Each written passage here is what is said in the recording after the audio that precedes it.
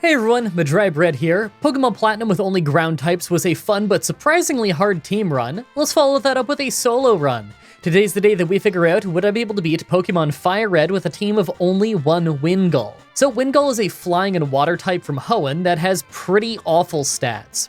As you can see here, we're fast and we have kind of passable special attack, but that's about it.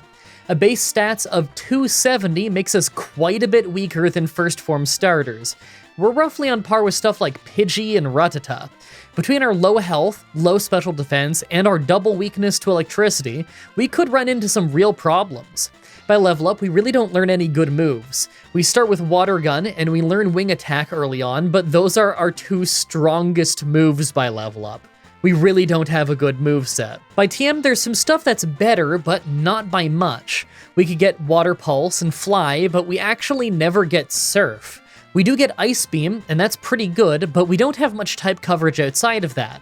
Weirdly enough, though, we can learn Shockwave for some reason.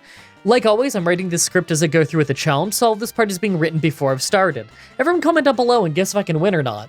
I mean, I think I can win, but I think it's gonna be one of those runs where we get one-shot a lot. I could see it being one of those runs where we're losing fights over and over and over until we're strong enough to just sweep most of them. Let's explain the rules. In combat, I can only use Wingull. I'll need other Pokemon to use HMs, but I won't be allowed to use any of those Pokemon in battle.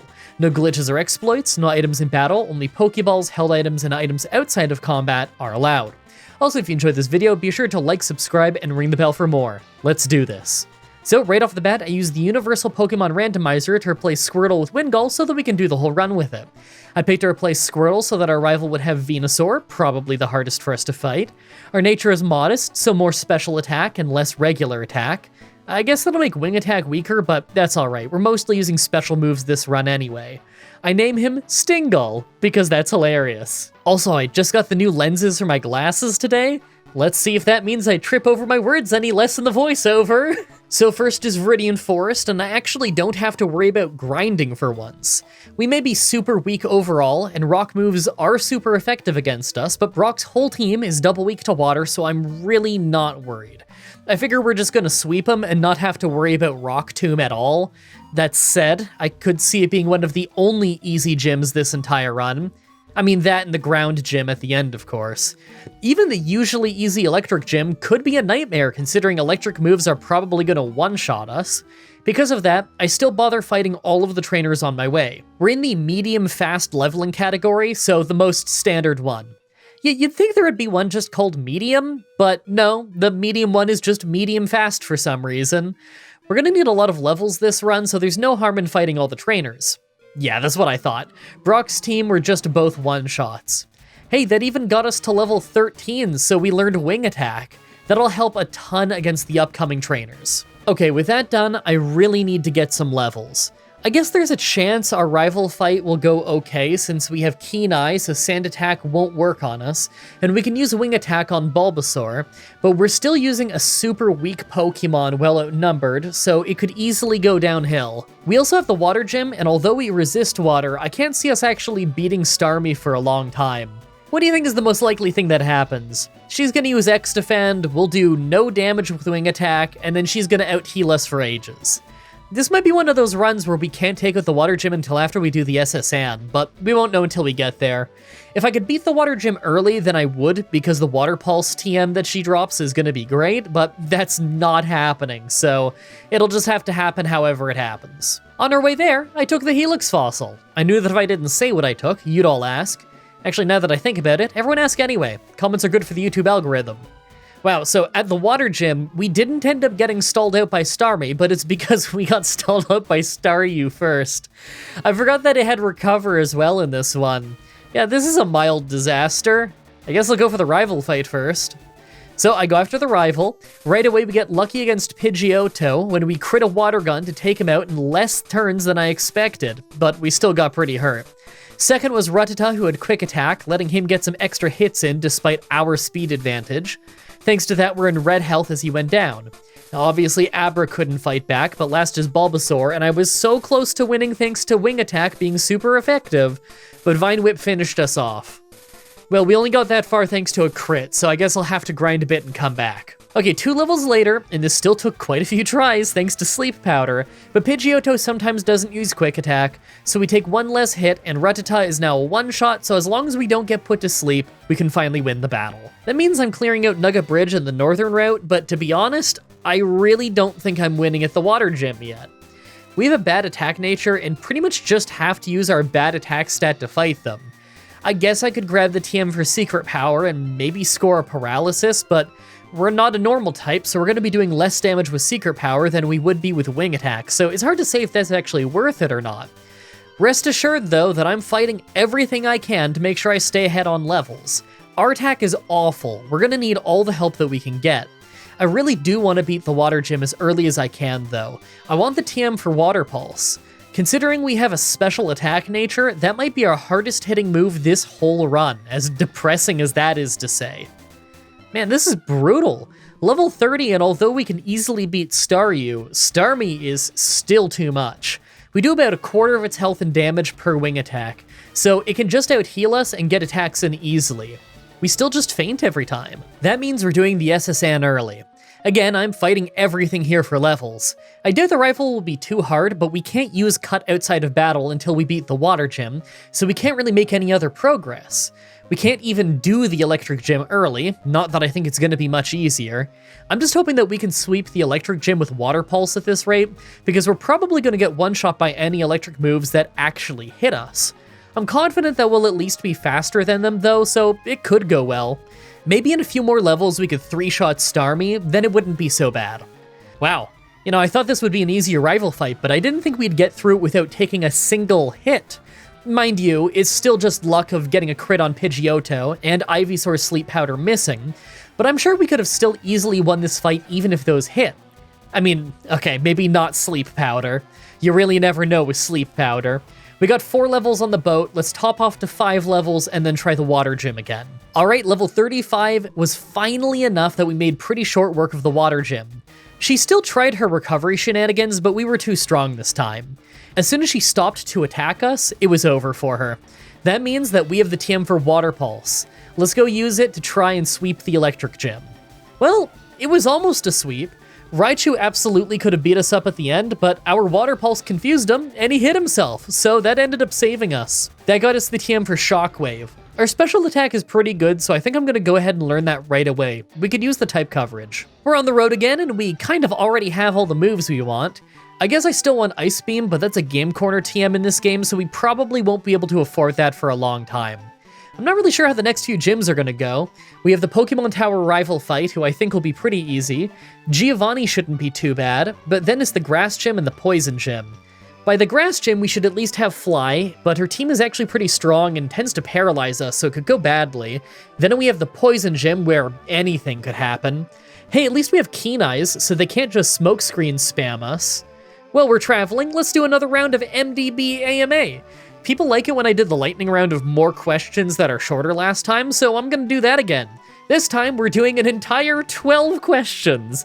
Let's try and find the sweet spot of how many questions is best per episode. You know, considering I only do MDB AMA every 3 or 4 episodes. Question 1, Death Shard asks if Sabo jumps on my keyboard and messes up what I'm doing. Well, his name is Sabu, but yeah, he messes me up when I'm editing sometimes. Or typing the script, or doing anything really. He's pretty bad about walking across the keyboard to try and get to my hands for pets. He keeps walking in and out of the room right now, threatening to jump up on the desk while I'm trying to do this voiceover, in fact. Question 2, N64 Game Freak wants to know what my favorite trade evolution is. Probably Gengar. Who doesn't love Gengar? Question 3, Marley Salt wants to know if the guy ever paid up the $20 bet on me having fibromyalgia. Nah, of course not. He said he's not paying up until I get an official diagnosis. Honestly, he probably is just never gonna pay up. I've never once in my life seen someone bet money in the comments, be wrong, and then actually pay up. He's probably just being flippant. I've had several people in my life who actually do have fibromyalgia point out that I have none of the symptoms though, so that's pretty funny. Question 4, Every says, would you rather have unlimited bacon but no games, or games, unlimited games, but no games? Okay, I'm gonna give you the benefit of the doubt and say that they meant unlimited bacon and no games, or unlimited games and no bacon. I mean, obviously, I'm picking games. Bacon is just okay. Question 5. Po Boy wants to know if I'm still considering moving to the United States after my medical stuff is over. Yeah, of course. Honestly, I'd be insane not to at this point. You know how I was talking for years about how the cost of living in Canada is way higher than in the United States? Well, the gap between costs in America and Canada gets worse every single year. Actually, it's at the point now where the average American makes $20,000 more a year than the average Canadian. It's kind of nuts. I'd like to be able to afford a decent living for myself and my mom, and I'm not really looking to try and compete with the raising costs of living here for the rest of my life. I'd much rather take my job with me to America and live a nicer life down there. It's cheaper to move there and get private health insurance than it is to live here and ever dream of owning a home one day. Oh man. I have some medical stories to tell you in the outro. There's some updates that just came to mind from yesterday. Oh, stay tuned for that one. Question 6. Paul wants to know if I ever do the optional early rival fight in the Gen 1 runs.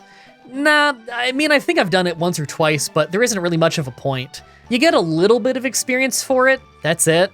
If it's a yellow run, then for sure, yeah, it's worth it because it'll make it so that your rival has a harder Pokemon to fight later, but I rarely do those, so it doesn't really matter. Maybe I should do more yellow runs. Question 7. Jimmy Neutron wants to know what sports I like outside of wrestling. Well, first of all, pro wrestling isn't a sport. It's more like theater. Super athletic, of course, but sports are competition. Pro wrestling isn't a competition. It's more like a dance. Your opponent is actually your partner. Anyway, I'm just not into sports. I think that these super early UFC events are pretty cool, you know, like I've seen the first 5, but I'm not really a big MMA guy. Question 8. Stephen Castleberry wants to know if I'm more inclined towards physical or special attackers. I mean, they're both fine, but I tend to prefer special attackers in my challenge runs. The main reason is that in every run from Gen 3 onwards, you run into Pokemon with Intimidate who are going to lower your attack, but you never run into anything with an ability that lowers your special attack. Maybe there's an ability for that exists, but not in any of the gens that I play for challenges right now. Although, maybe it exists in Gen 6, I don't know. I'm gonna do some Gen 6 challenges at some point. Maybe soonish, but I don't want to say when. I don't know when yet. Question 9. Chatty Yancey wants to know what to watch to get into wrestling and who my favorite wrestler is. Well, assuming you've seen no wrestling at all, but you want to watch a video about it, then search Super Eyepatch Wolf on YouTube and watch any of his wrestling videos. He's got like 5 or 6 of them now. I think he does an awesome job at translating wrestling storylines to people who have literally never seen wrestling before. People often ask, like, what's the first match to watch? I never recommend a wrestling match as your first thing to watch in wrestling.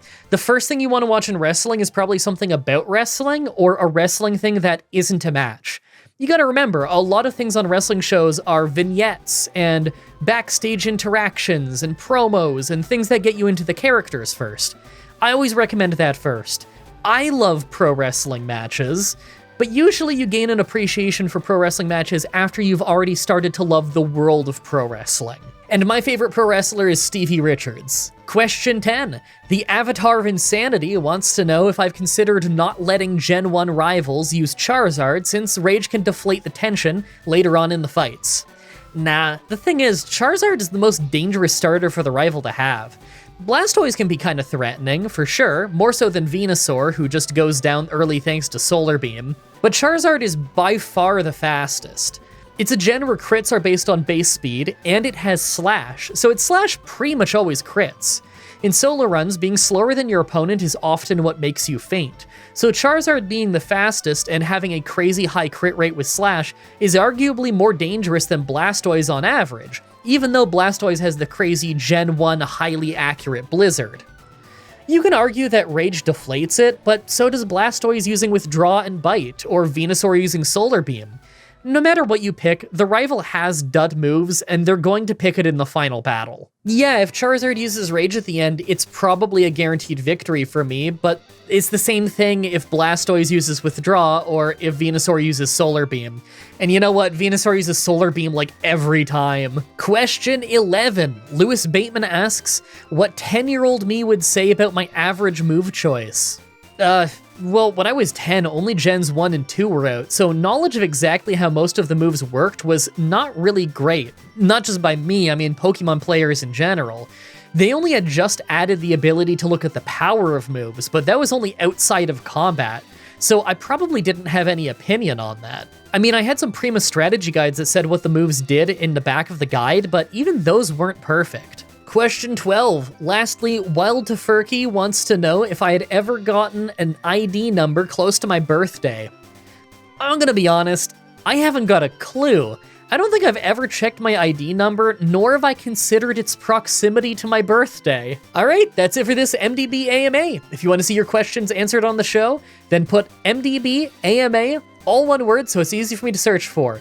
Please spell that right, by the way. I noticed a lot of people type MD AMA or MB AMA or MBD AMA. Dude, a lot of people just type MBD and say hi to me, and they think that that's my acronym, even though I say Mah-Dry-Bread at the start of the videos.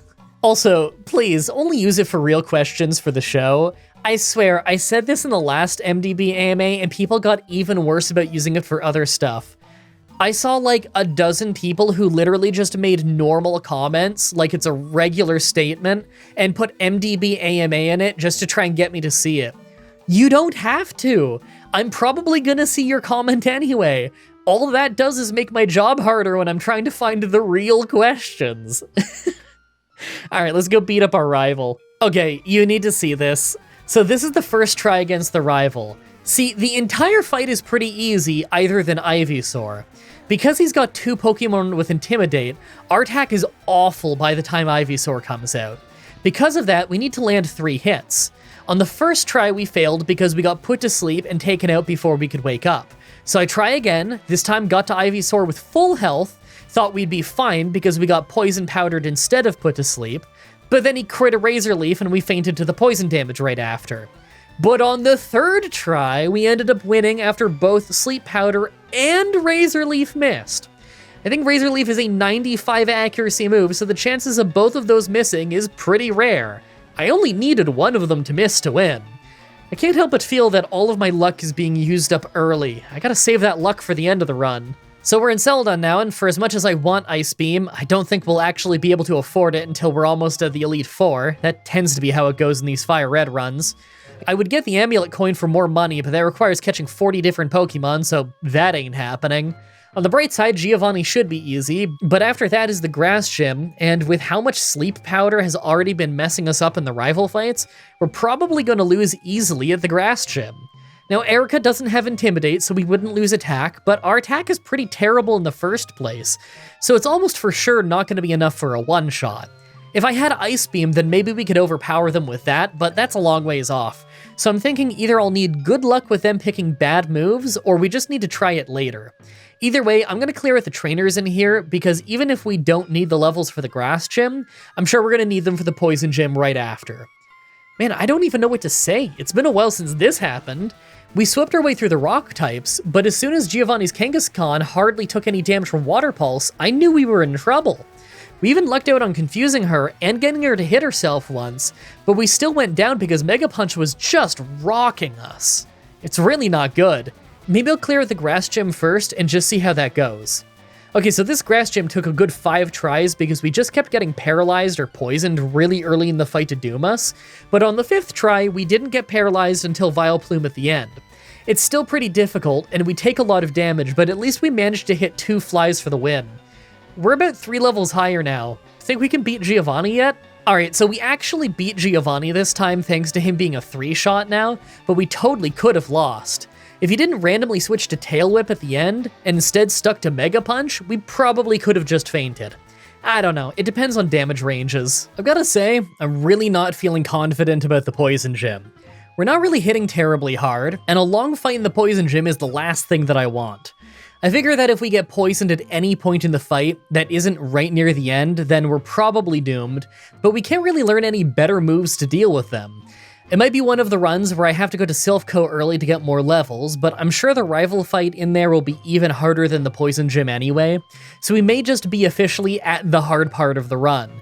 Personally, I'm just hoping that the poison gym goes well so that I can do the fire gym early. That's always a fun time. So I grinded up a little to level 50 because we were nearly one-shotting the Coughings at the start, and now we can, but it doesn't matter.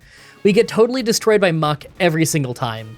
Either he spams Sludge and we go down fast, or he spams Minimize and we stop being able to hit with Water Pulse.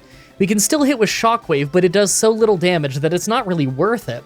I can't learn anything super effective against them, so our options here are pretty limited. I guess I'll just clear out some of the nearby routes for more levels and then keep trying. So I get a solid 5 levels and come back.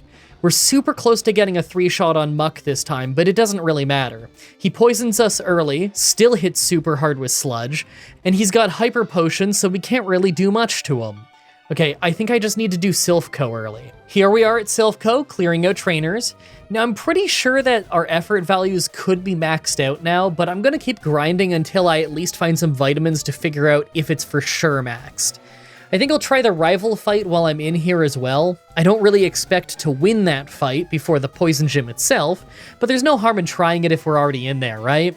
I guess now would be a great time to talk about real quick channel updates. I just started back up with the Fallout New Vegas streaming series from 11-ish months ago, where we're doing all kinds of quest solutions I wouldn't normally do, as well as taking a lot of skills I don't normally use. So a lot of evil karma decisions and using weird skills like explosives and survival way more than usual. It's been a fun time. I also brought back Wrestling Empire. I know tons of you have been telling me that you love that game, even though you don't know anything about wrestling. Look, it's an M-Dicky game. You guys know that those games are insane. Have you ever seen Hard Times? Yeah, same developer. It's just wonderful chaos. I also started streaming PokeRogue. That's been super fun on the channel. It's like a Pokemon fan game roguelike thing. That's been crazy. And I also just started playing Devour, which is like an online multiplayer horror game. That was more insane than it was terrifying. I don't know. It was actually a really fun time. Oh, and I want to get started back up with the Pokemon trading card game for the Game Boy Color again, because I really like that game, and I adore the music for that game. And it's been a while, it's been years since I got to play that one, so I want to do that one again. By the way, on PokeRogue, someone actually sniped the Mah-Dry-Bread name on there, so I'm Big League MDB instead. Maybe one day I'll find the imposter Mah-Dry-Bread and I can challenge him to a battle to the death. Speaking of, let's go challenge our rival to a battle to the death. First is Pidgeot, so I start with Shockwave. We lose about a third of our health to Wing Attack, but it wasn't so bad. He went down in 2 hits. Water Onix is next, so we lose some attack, but he goes down in 1 Shockwave. And third is Growlithe, who hits us with Intimidate again before we one-shot it with Water Pulse. Fourth is Alakazam, who thankfully just used Future Sight as we landed a 2-shot, so we're in great shape as Venusaur came out. Right away I used Fly so that both Sleep Powder and Future Sight would miss, but it really wasn't doing much damage. As we came down, we took a lot of damage off Razor Leaf. A second Fly took him to low health as Razor Leaf brought us down to almost none. That's when I thought we'd win, but our last Fly took Venusaur to an absolute sliver before we fainted. Man, that was so much closer than I thought it would be. Let's go sell some stuff, see if I have the money for Ice Beam, then this might be possible. The reason Fly didn't get the knockout is because of the attack drops, so I bet that Ice Beam could get us a win. We're back for round 2, and not only did we have enough money for Ice Beam, but we had exactly enough money to get Mystic Water too. So in Gen 3, that's 10% more power for Water-type moves. Anyway, not only did Ice Beam do an awesome job, but we actually crit to instantly take out Venusaur. Are we actually going to end up with a harder Giovanni fight than the rival fight before it? Alright. Nah, the Giovanni fight was still easier. I was a bit worried when Kangaskhan was looking like a 3-shot, but she ended up getting confused and hitting herself. I have to say, as much as I prefer Surf since it's way stronger, it is nice confusing our opponents from time to time. Hey, why don't we try the Psychic Gym earlier? It probably won't go all that well, but it's rare that we get Silph Co done before the Poison Gym, so why not? So Kadabra at the start isn't quite a one-shot, but he just uses Calm Mind to heal back up, so we took him out in 2 hits. Second was Mr. Mime, who was just a 2-shot, but hit us with Psybeam first, so we finally took some damage. Venomoth just missed Supersonic, so we went into the Alakazam fight with pretty good health, and I thought that we could win after we took out more than half of his health and confused him, but he didn't hit himself, so he took us out with Psychic. That was so close. Maybe I could do the Poison Gym now. Hey, now this is what we're talking about. The coughings are one-shots, Muck got confused and hit himself twice so he never got to use a hyper potion, and although wheezing at the end hit hard and poisoned us, we were too healthy and were able to take him out. Oh, you know what that means. It means we're traveling to do the fire gym early.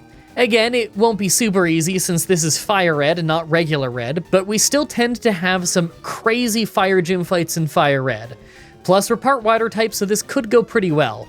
We've got Mystic Water and a decent water move. Let's see if we can beat it before the Psychic Gym.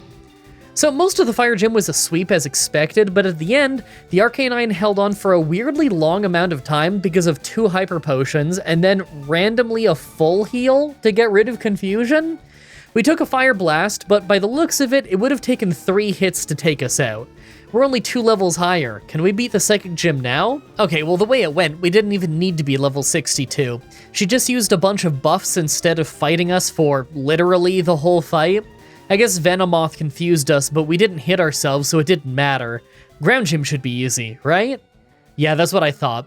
We just swept our way through the fight, nothing to worry about. I figure this next rival fight is gonna be the hard one, though. Let's find out. First is Pidgeot, and we nearly got a one-shot with Ice Beam. Unfortunately, nearly isn't good enough, so we lost a pretty big chunk of health to Wing Attack before finishing it off. Rhyhorn is just a one-shot, and next is Water Onix, who is nearly a one-shot. It doesn't matter that time though, since he just missed Hydro Pump. Growlithe is just a one-shot with Water Pulse, but after that is Alakazam, and I think we're only dealing slightly less than half his health and damage. The first Psychic brought us to only 1 health. We failed to take him out, and he finished us off.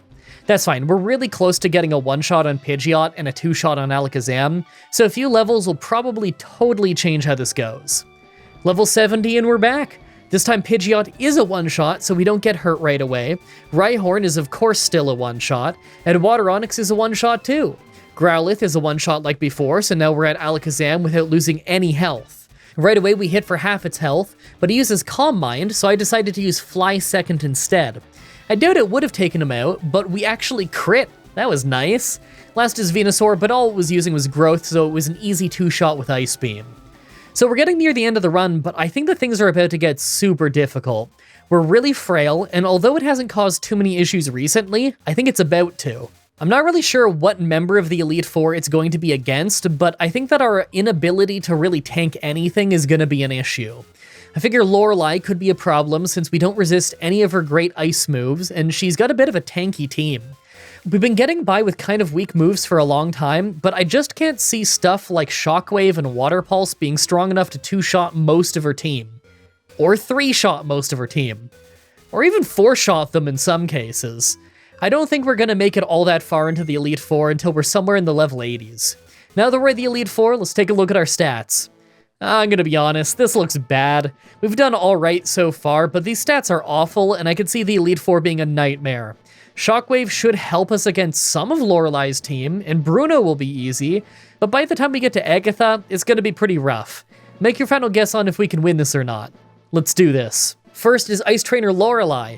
Right away, we weren't doing great damage to Dugong with Shockwave, but all she did was use Safeguard and Hail, so it wasn't so bad. But that's when she used a full Restore to heal back up. Because of that, she got to use an Ice Beam to take out most of our health before we took her out. This is a really bad start. Cloyster is second, and our health is already super low, but the Hail stopped early, and all she used was Spikes and Protect, so we took her out pretty fast. Third was Slowbro though, and I'm sure it won't shock you to see that we didn't do a ton of damage and went down to Surf. Yeah, it's for sure time to level up. Maybe when some of these Pokemon are 2-shots, we'll get farther. If we got that messed up by Dugong, then I don't know how we're supposed to beat Lapras at the end. Well, this was funny. I topped up to level 75, and things actually go worse now because we've got Dugong stuck in a loop where it always lands in red health, heals back up, and then rocks us with Ice Beam. It's fine, I'm gonna get up to level 78, I bet that would be enough to get Dugong to be a 2-shot, and then maybe the fight will be a lot more possible. Wow! So it looks like sometimes our Shockwaves would do enough for a 2-shot, but I never got a 2-shot to actually happen. Maybe it would require both Shockwaves to be at the upper end of the damage range or something, but we're still losing worse than we were back at level 71. This is kind of crazy. I guess level 80 is next? Okay, so at level 80, we get a 2-shot on Dugong and an easy 1-shot on Cloyster, but Slowbro is a huge problem. She seems to always use Amnesia early, and that makes all of our moves just useless. The only move not affected by it is Fly, but it hardly did anything in the first place. Even on this round where she was using Yawn over and over while we were already asleep, we still just lost because we could hardly hurt her.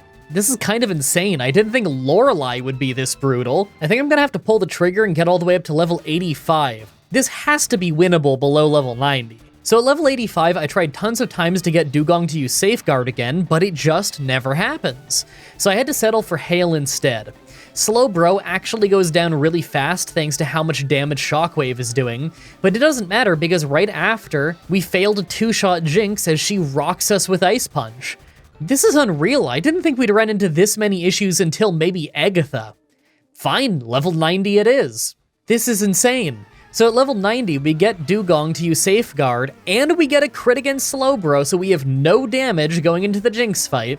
And just thanks to her surviving with a sliver, then putting us to sleep, we still just lost.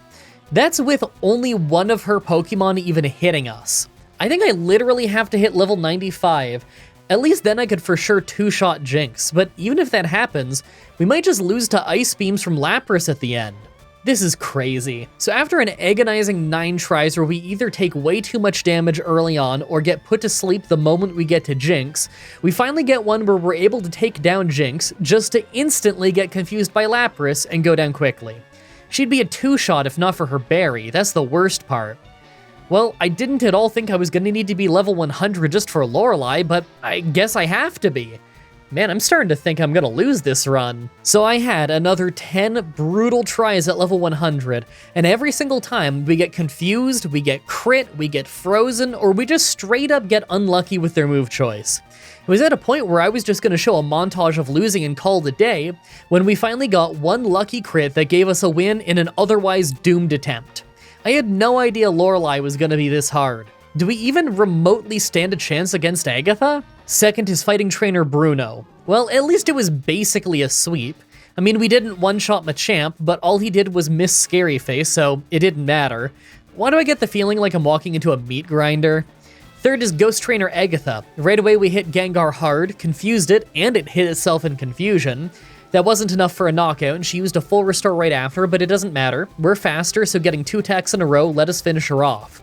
Golbat was a one-shot with Ice Beam, and after that was Arbok, who also got confused and hit itself off Water Pulse. We finished it off easily. The second Gengar came out and hit a Sludge Bomb for decent damage, but it was still just hardly a 2-shot. And last was Haunter, who was a one-shot with Water Pulse. I love how as soon as we get into a fight where I probably couldn't have lost, I start confusing them left and right. Fourth is Dragon Trainer Lance. Right away we just one-shot Water Onix with Shockwave, then we one-shot Aerodactyl with Water Pulse. The first Dragonair is a one-shot, so of course the second one is too. And last is Dragonite, who is of course also a one-shot thanks to the double type advantage. Have I ever told you that I absolutely love Ice Beam? Finally, the Pokemon Champion. Right away we Ice Beam Pidgeot for a one-shot, and second is Rhydon, who is of course also a one-shot with Water Pulse. Third is Alakazam, who actually holds on with a good amount of health, but he used Reflect, so we just used Water Pulse again to take him out. Water Onix was a one-shot with Shockwave thanks to the double type advantage, but after that was Arcanine, who had used Extreme Speed to take out a decent chunk of our health before we one-shot him.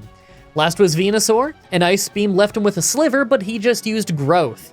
He healed back up with a full restore, but we're faster, so we easily hit it again. He kept healing back up, but it didn't matter. It didn't take that long before he ran out of healing items, and we finished him off, winning the run. Well, that got brutally difficult out of nowhere.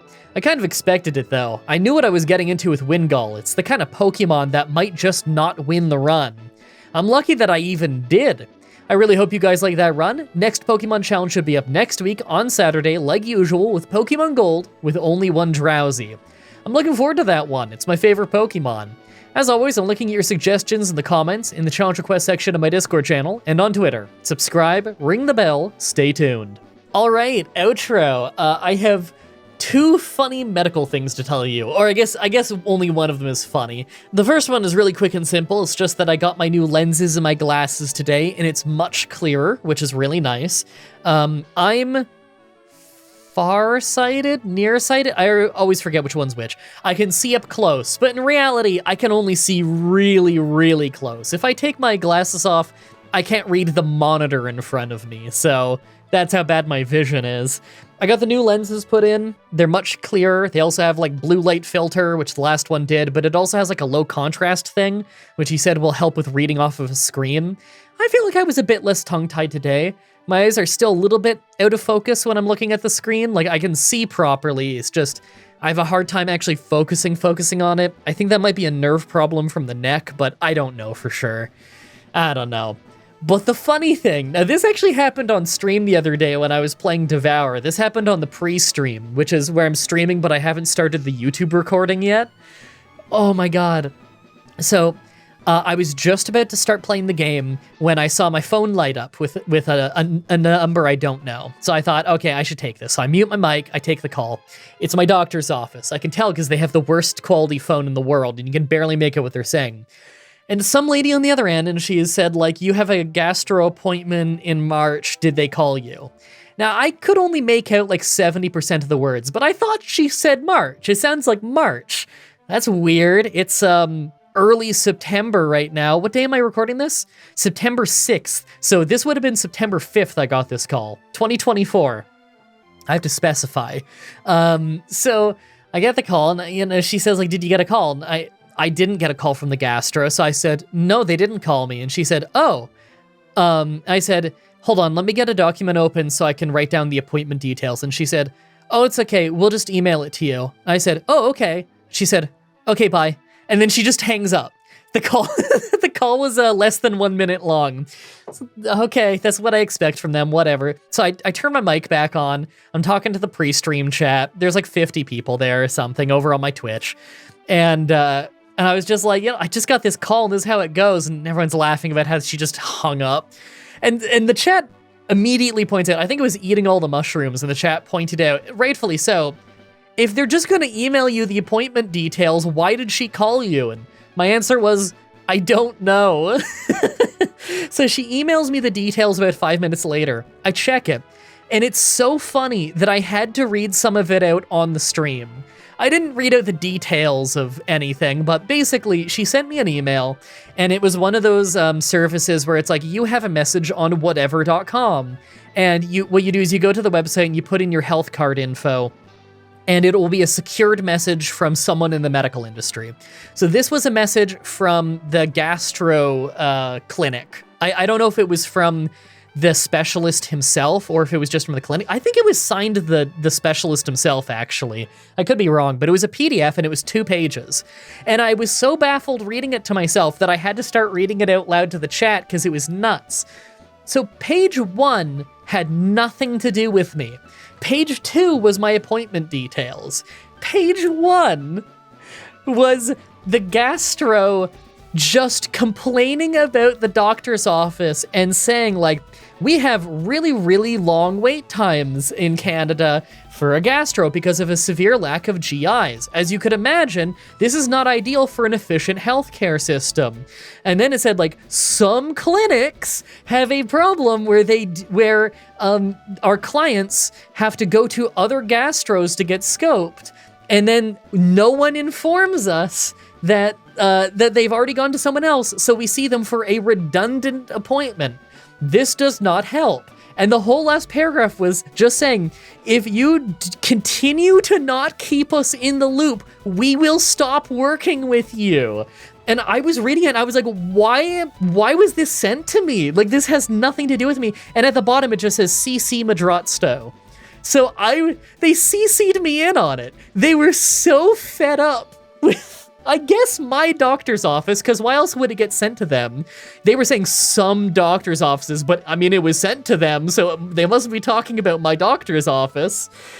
I was CC'd in on an email where it's just them borderline publicly saying, considering it was shared with me and I'm a patient, just sharing with me that my doctor's office does not keep them in the loop on anything, and that if this keeps happening, this gastro will stop working with them. That is so funny. It's depressing, but it's also so funny that I got CC'd in on that I had to email it off to my mom so that we could laugh at it together. Now, the entire second page was my appointment details, and yes, I did not hear wrong. On September 5th, 2024, they booked me, or at least I got informed that they booked me an appointment to get my colonoscopy to see what's wrong with my digestive tract and what's wrong with my abdominal pains for March 19th, 2025. That is a 6.5 month wait. Man, page 1 of that PDF was right when they said that the wait times are brutal and that this is not good for an efficient healthcare system. Oh my God. So, I don't know what to say. Look, if this abdominal thing is really serious, I can promise it'll be worse in 6.5 months. I don't see how it couldn't be. So I guess the only thing that gives me hope in that email is that the first page of the PDF, when he was complaining about my doctor's office, he said that the long wait times makes patients try to seek out other gastros and other gastroscopists or something. I don't remember the exact verbiage of the professions, but the person who actually scopes you, because the GI themselves isn't the one who does the actual scoping of you. And by the way, this appointment, March 19th, that's not even to get scoped. That's an appointment to consult with the GI. I'm guessing so that they can figure out what they're doing with me, which is weird because what the doctor told me, or what the doctor's office told me originally before this phone call, when they first called me like a couple weeks ago, they told me that they put in a referral for me to get a colonoscopy, not a referral for me to see a GI to just consult with them. So when March 19th comes around, I'm still not getting the colonoscopy yet. That's just me talking to a specialist about what we're going to do, and then they'll book a future appointment for that. So the only thing that gives me hope is because he was saying these long wait times leads people to go see other people to get it done sooner, I guess that means that I could find someone else to do it sooner, but I would have to just go find them on my own, I guess. But that's the thing is my doctor has to send a referral. So what am I supposed to do? Do I need to find another place that'll do it sooner and then get my doctor to send a referral? Because it takes me months just to see my doctor. I don't know, man. I don't know what I'm supposed to do at this point. But that's the update. That's all I got for you. I haven't felt the abdominal pains getting worse over the last 2 months or 3 months now. I don't even know. I guess this started mid-June. It's September. Oh my God. I haven't felt it get worse. It gets better and worse, but it's never been worse than it was at its worst, which was mid-July when I was passing out. That was the worst it ever was. It's better right now than it was then, but it's definitely not gone.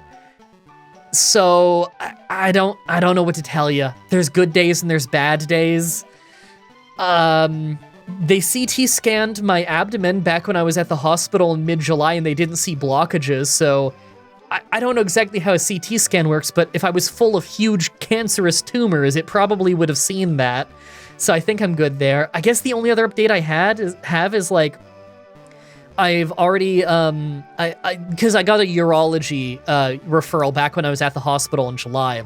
I have had the ultrasound done on my bladder and kidneys. They're both part of the same checkbox on the form, so I guess they did both. I have that done, and I guess that's been sent off to the urology clinic now. I just need to actually have an appointment set up. So I don't know what the wait time is like on that. I don't have the appointment yet, but hopefully soon I could get an appointment and at least talk to a urologist so that if the problem has anything to do with that, or if it's anything that they could work on, then maybe that could get done before I see the GI. Maybe. Either than that, my next actual scheduled appointment for a medical thing is mid-November. Mid-November 2024 is when I see the cardiologist about the results of those 3 cardiology appointments I did, which was an echocardiogram. What was it? An echocardiogram, a stress test, and a 72-hour Holter monitor. So I did those tests. I just haven't seen the results yet. I'm not seeing those results until I see the cardiologist. which is currently scheduled for November, but they said I'm on an early cancellation list, so there's a chance that someone could cancel and that appointment might get bumped up to happen sooner. I don't know if I'm on an early cancellation list for the GI. No one has informed me. I might need to just double check that PDF, see if they have a phone number, see if I can call them and get on an early cancellation list. I have to call them anyway because their PDF said that if I don't call them more than 3 weeks before my appointment, they'll cancel my appointment and charge me $150. Yes.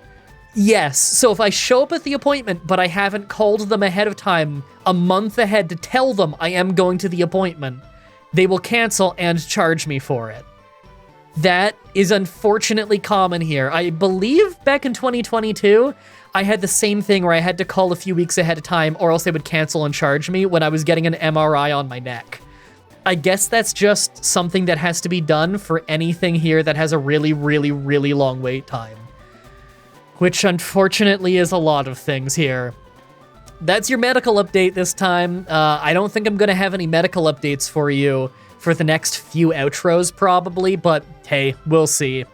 That's it for that one, I guess. I've got so much work to do today, you have no idea. Oh, I've been doing the premieres again, and sometimes after the premieres, I will do a live stream over on Twitch right after. If you're watching the live premiere right now, I'm probably in the chat saying hi to you, and if I'm doing a stream right after, then you'll see it at the top of the chat. It'll be a pinned message, it'll link to my Twitch. Probably sometimes I'll stream on YouTube right after, but I typically mostly stream on Twitch. And also, all of my Twitch streams are recorded and then uploaded on YouTube after, so you're never going to miss anything if you don't watch on Twitch and you don't care about catching it live. You can just catch it on YouTube later. That's all fine and dandy with me. Thank you everybody so much for watching, and until next time, have a nice day.